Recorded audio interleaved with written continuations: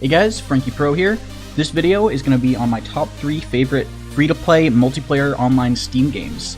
Please keep in mind that the order of the games in this list is not indicative of which ones I like better than the others. It's just 3 of my favorite ones on Steam that I have put a lot of hours into. So without further ado, let's get started. Path of Exile. Path of Exile is an action-based RPG. It's top-down, as you can see. It's very simple in terms of the combat. Picking it up is very easy. You have your Q, W, E, R, T, left click, right click, and middle mouse button, and you can rebind different abilities to that.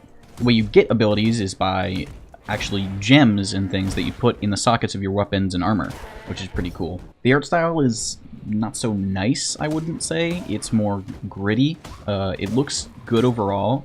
The enemies, when you hit them and kill them, all have different animations of death from what I can tell, and there's a lot of enemies in the game.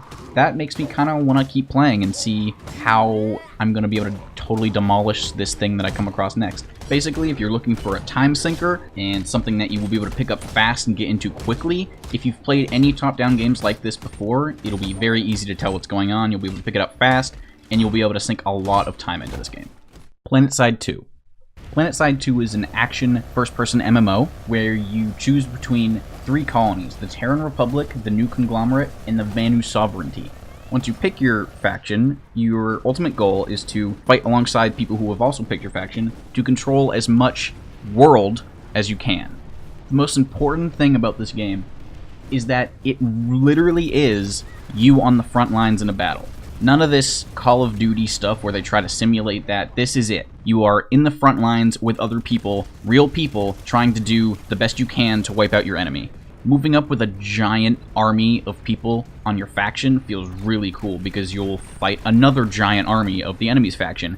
And none of it is regulated. None of it is like you are forced to do that or be there. It's just happens to be the most efficient way to get things done is a giant army clashing with another giant army. And a lot of times you can go and recon and do other things on your own or with a couple of friends, which is fun to do as well. But being in these giant big battles that last upwards of an hour or so for over 1 or 2 control points and facilities is really cool. And when you finally capture those things, it is a hugely amazing feeling. I can't stress enough how cool it is to be part of something so big in real time.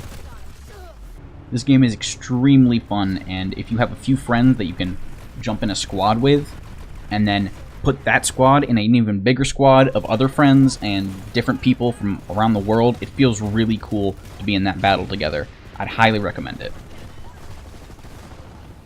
Holla.